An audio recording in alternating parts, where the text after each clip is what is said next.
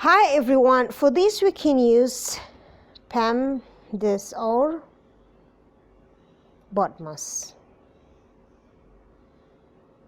It's brackets, exponents, multiplication, division, addition, and subtraction.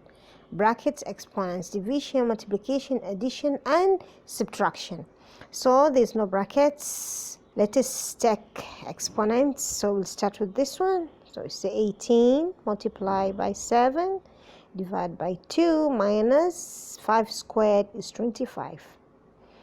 Then division, so we'll come to this. We say 18 multiplied by 7 divided by 2 is 3.5 minus 25.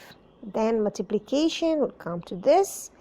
So we say 18 by 3.5 is 63 minus 25. 63 minus 25 is 38. So this is our answer. If you like this video, please don't forget to like it and subscribe to my channel for more videos. Leave a comment and thank you for watching.